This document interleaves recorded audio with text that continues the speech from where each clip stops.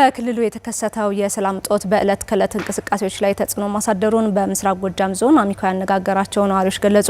የዞኑ ሰላምና ጸጥታ መምሪያ በበኩሉ ሰላምን ለማረጋገጥ ከማህበረሰቡ ጋር በቅንጅት እየሰራ መሆኑን አስታውቋል። ዘላለም አስፋው ተጨማሪ አለው።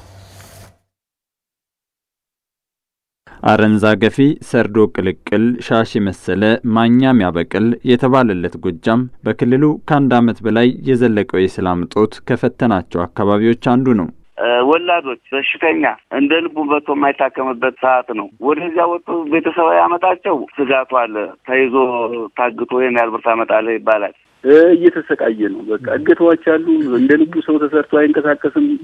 ንብረትህን ቢኖር ያንተ ማለት አይደለም። በቃ ህዝቡ የሚፈልግ ሰላሙን እጁ ላይ የሚያስገባለት አካል የሚመልስለት አካል ይፈልጋል። ቀደም ሲል ያደመጥናቸው ባለ ታሪኮች የምስራቅ ጎጃም ዞን ነዋሪዎች ሲሆኑ ግጭቱ በአካባቢው ማህበረሰብ ላይ ስላደረሰው ጫና ያጋሩበትን ሀሳብ ነበር። እነዚህ ነዋሪዎች ግጭቱ ልጆቻቸው ወደ ትምህርት ገበታ እንዳይሄዱ በነጻነት ተዘዋውረው እንዳይሰሩ ከማድረጉም በላይ ለከፋ ሰብአዊና ቁሳዊ ጉዳት መዳረጉንም ያነሳሉ። የኑሮ ውድነት አለ። ወጥቶ መግባት መንቀሳቀስ እንደፈለገ የለም። እገታ አለ። አሁን ሲሄድ ይታገታል። 500 ሺህ ብር አምጣ ይባላል፣ ይከፍላል። መኪና ሲመጣ ቀረጣለው ይቀረጣል፣ ይከፍላል ከሚገባው በላይ። ታዲያ የግጭት ምዕራፍ በእርቅና በይቅርታ ተዘግቶ የተረጋጋ ህይወትን መምራትም አጥብቀው ይሻሉ። ለዚህ መሳካት ደግሞ ታጥቀው ወደ ግጭት የገቡ ኃይሎች ወደ ሰላም እንዲመለሱና ውይይትን ቀዳሚ አማራጭ እንዲያደርጉም ይጠይቃሉ። ህዝቡ አሁን ከፍተኛ ስቃይ ላይ ያለ ህዝቡ ነው። ህዝቡ ሰላሙ እንዲመጣለት ይፈልጋል። ሰላሙን እጁ ላይ እንዲገባለት ይፈልጋል። በቃ ስለዚህ መንግስት ለሰላም የዘረጋው እጁ እንዳይታጠፍ አሁንም በዛው ይቀጥል። የታጠቁ ኃይሎችን ልቦና ይስጣቸውና ሀሳባቸውን አቅርበው ወደ ጠረጴዛ ዙሪያ መጥተው ተደራድረው ወደ ሰላማዊ መንገድ ይመጡ። ህዝቡ ሰላም ጠምቶታል። ሰላም ነው የሚፈልግ፣ ጦርነት አይፈልግም። እኔ አሁን በራሴ በኩል ወንድም ቢኖረኝ ወንድሜ ወደ ሰላም እንዲመጣ ማድረግ። ይሄ ትግል አያዋጣም ወንድሜ። ሌላውም ሰው ደግሞ ልጅ ካለው ተው ልጄ በቃ ተመለሱ፣ ወደ ሀገራችሁ ግቡ፣ እኛም በሀገራችን እንኖርበት እንቀበርበት፣ ሌላ ኃይል የለብን፣ ወንድማማቾች ነን ተው ብሎ ምክርና ወደ ሰላም እንዲመጡ ማድረግ ነው የማንኛውም የሚጠበቅበት። የምስራቅ ጎጃም ዞን ሰላምና ጸጥታ መምሪያ ኃላፊ አቶ አበባው በለጠ የዞኑ ማህበረሰብ ለሰላም ያለውን ፍላጎት ለማሳካት እየተሰራ ነው ብለዋል። ማህበረሰቡ ለሰላም እያደረገ ያለው አስተዋጽኦም አበረታች መሆኑን አንስተዋል። ህብረተሰባችን ላይ ከዚህ በፊት የነበረው መደናገር ቁልጭ ብሎ አጥፊውንና ደናውን ለይቶ በመደናገር ላይ ያለውን ወደ ሰላም እንዲገባ የማድረግ እንቅስቃሴ ያለው ብዙ ወረዳዎች ላይ ማለት ነው። ይሄን አጠናክረን እንቀጥላለን። ምክንያት እስካሁን ድረስ አመት ከ7 ወር ድረስ በልመናም እንደገና ደግሞ ህብረተሰቡ የተደናገረውም ጭምር ለመለየት ብዙ ስራ ተሰርቷል። አሁን ላይ ደርሰናል። እንግዲህ ከዚህ በኋላ ህብረተሰቡ እያለቀሰ መቀጠል ያለበት አይመስለኝም። መምሪያ ኃላፊው የታጠቁ ኃይሎች ሰላማዊ አማራጭን ተቀብለው ወደ ሰላም እንዲመለሱም የዞኑ አስተዳደር ቅድሚያ ሰጥቶ እየሰራ መሆኑን አስገንዝበዋል። እኛ የምንሰራው በሰላም እጁን እንዲሰጥ ላይ እና የተደናገረው እንዲገባ ማድረግ ላይ ነው በሰፊው የምንሰራው። ከዚያው ሆን ብሎ የልማት ስራዎች፣ የትምህርት፣ የጤና፣ የግብርና ስራዎች እንዳይሰሩ አሁን ማዳበሪያም ጭምር እንዳይሰራጭ ጭምር የሚንቀሳቀስ እና ለዚያ ደግሞ አቅዶ መሰረተ ልማት ለማውደም የሚንቀሳቀሱ ሰዎች ላይ አትኩረን የመከላከያ ኃይላችንና የወረዳ የጸጥታ መዋቅሩ በጋራ ተቀናጅቶ እርምጃ የሚወስድ ይሆናል ማለት ነው። በክልሉ ከአንድ ዓመት በላይ የዘለቀው የሰላም ጦት መሻሻል ቢታይበትም ዛሬም ድረስ በነጻነት ተንቀሳቅሰው ህይወትን ለመምራት እንደተቸገሩ ሀሳባቸውን በስልክ ያጋሩን የዞን ነዋሪዎች ገልጸዋል። ህዝቡን ለከፋ ስቃይ እየዳረገ የሚገኘው የሰላም ጦት በዘላቂነት እንዲፈታላቸው የምዕራብ ጎጃም ዞን ነዋሪዎች ተናገሩ። የምዕራብ ጎጃም ዞን አስተዳደር በበኩሉ የዞኑ የሰላም ሁኔታ በአንጻራዊነት የተሻሻለ መሆኑን ገልጾ ሰላሙን ለማጽናት ህዝቡን ያሳተፈ ተግባር እየተከናወነ መሆኑን አስታውቋል። ተጨማሪውን ከዘመኑ ይርጋ እንከታተል። ሐኪም መገናኛቶ ወላድ በየሜዳው የሞተችም እንዳልሆነች የሆነች አሁን ዛሬ ተስፋ ቆርጦ 2 ዓመታችን ከመኪና የህዝብ መኪና ታየ። ትምህርት ቀርቷል። የመምህራን የመንግስት ሰራተኛ ደግሞ ተቋርጧል። 6 ወራቸው ነው። እንግዲህ እኔ አሁን 2 ልጆች አሉኝ። የልጅ ባሌና ልጅ 6 ወራቸው ነው ከሜዳ ነው ያሉ። እነዚህ ድምጾች በምዕራብ ጎጃም ዞን የሰላም እጦቱ ያስከተለውን ውስብስብ ችግር የሚገልጹ ድምጾች ናቸው። 2 ዓመት ሊሞላው ጥቂት ወራት የቀረው የአማራ ክልል የእርስ በርስ ግጭት በርካቶችን ለተመሰቃቀለ ህይወት ዳርጓል። ግጭቱ በስፋት ከተከሰተባቸው የክልሉ አካባቢዎች አንዱ የሆነው የምዕራብ ጎጃም ዞን ነዋሪዎችም የሰላም እጦቱ ለዘርፈ ብዙ ቀውስ እየዳረጋቸው መሆኑን ይናገራሉ። ስንት ንጹሃኖች ስንት እርጉዞች በመኪና እጦት ሐኪም ቤት ሳይደርሱ ሳይገላገሉ እየሞቱ እያለቁ ናቸው። ተተኪው ትውልድ አማራን አልፎም ኢትዮጵያን የሚተካ ህጻናቶች ያለ ትምህርት ገበታ እየቀሩ ነው። የጥይት ድምጽ፣ ግጭትና የተራዘመ ጦርነት ሰልችቶናል የሚሉት ነዋሪዎቹ መንግስትና ታጥቀው ጫካ የገቡ አካላት ለህዝባቸው ሲሉ ወደ ሰላም አማራጭ እንዲመለሱም ጠይቀዋል። እኛ ሰላም ነው የምንፈልገው። ሰላም ቢገኝ ሁላችንም ሰርተን ልጅና አስተምርና ብናሳድግ ወይም ደግሞ አርሶን በላን ወይም በመንግስት ስራም ተቀጥሮ በላ አስተምረን ልጆቻችን እንደ አልሆነ ሆኖ ባክል ቆርጠዋል። ከሁለቱም ወገን የአንድ እናት ልጆች ናቸው የሚሞቱ። እኔ መራዋለሁ ያለው አካልም ጫካ የወጣው አካልም የህዝብን ፍላጎት ማጣራት አለበት። ምን ያደርግልናል? በሞት በጦርነቱ ያሸነፈ የለም፣ በጦርነት የገዛ የለም። ወደ ሰላም ብንመጣ የሚል ሀሳብ ነው ያለ። የምዕራብ ጎጃም ዞን ሰላምና ጸጥታ መምሪያ ኃላፊ አቶ ሙሉጌታ አለም ካለፈው አንድ ዓመት በአንጻራዊነት ሲታይ የዞኑ የሰላም ሁኔታ መሻሻል የታየበት መሆኑን ያነሳሉ።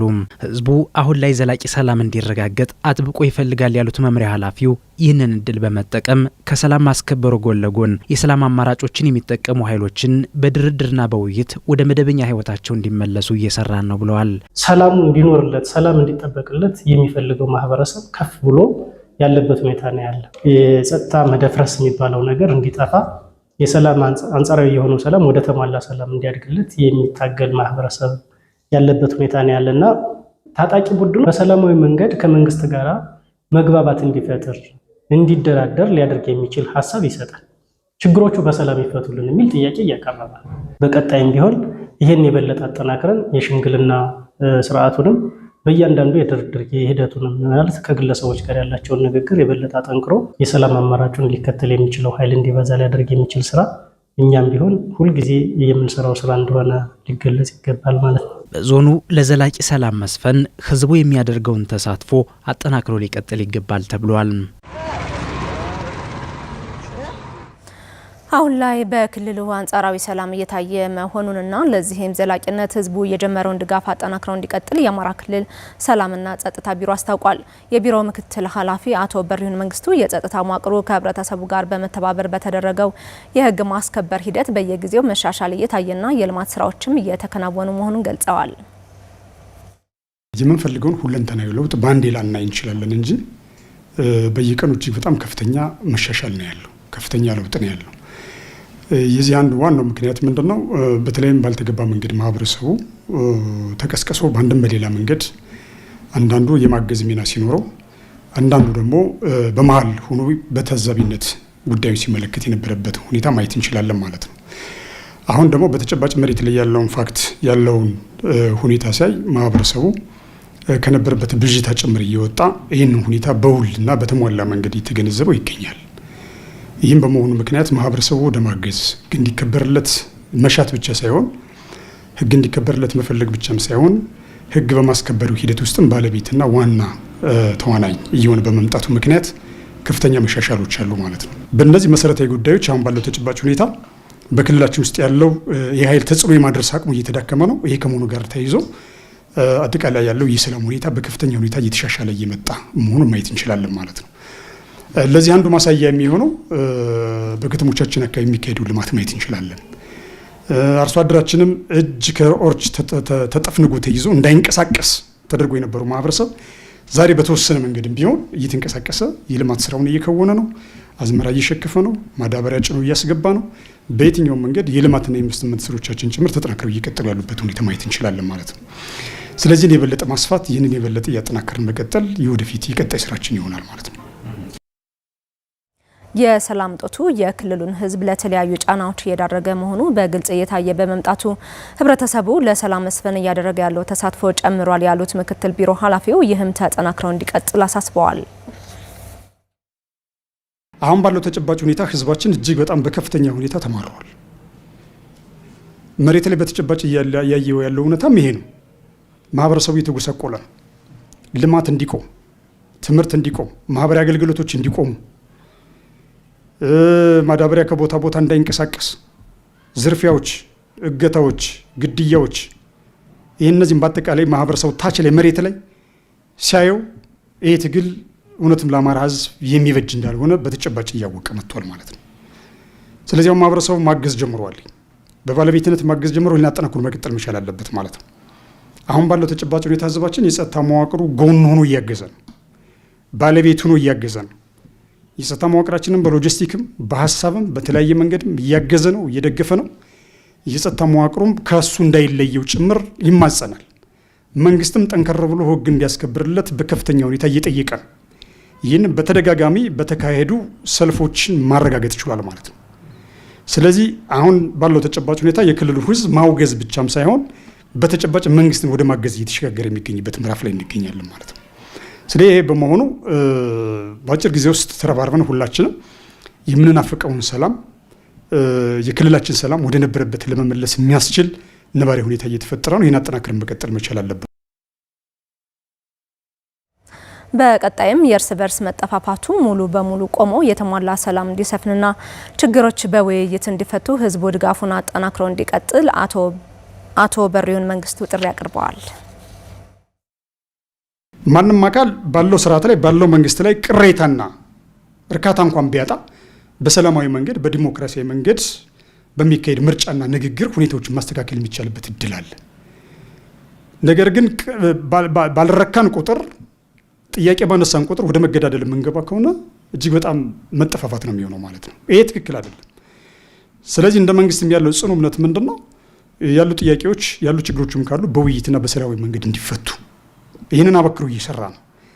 ስለዚህ ህዝባችን ይህንን መልካም እድል ይሄ ኃይል እንዲጠቀም ተጽዕኖ ማሳደር በጣም ተገቢ ነው ማለት ነው። የሰላም ካውንስል የተለያዩ የሃይማኖት አባቶችን የሀገር ሽማግሌዎች በተለያየ መንገድ ተደራጅተው እየተገደሉም በንብርክክ እየሄዱም ቢሆን ለሰላም ሲሉ የሚከፍሉት ዋጋና መስዋዕትነት እንዳለ ቢታወቅም ዛሬም ቢሆን ለሰላም ከዚህም በላይ ዋጋ መክፈል መቻል አለብን ማለት ነው። ስለዚህ ማህበረሰቡ በዚህ ኃይል ላይ ጫና ማሳደር መቻል አለበት። ወደ ሰላም መንገድ እንዲመጣ፣ መገዳደል እንዲቆም፣ የሚፈስ ደም እንዲቆም የመጀመሪያው በዚህ ደረጃ በክረም መስራት መቻል አለብን ማለት ነው። ከህግ ማስከበር እርምጃው ጎን ለጎን በተከናወኑ ሰላማዊ አማራጮች በርካታ ታጣቂ ኃይሎች በሰላማዊ መንገድ እየተመለሱ ተከታታይ ስልጠናዎችን ወስደው ወደ ህብረተሰቡ እንዲቀላቀሉ እየተደረገ መሆኑንም ምክትል ቢሮ ኃላፊው አቶ በሪሁን መንግስቱ ገልጸዋል። ዘገባው የአብዮት ከፋለ ነው።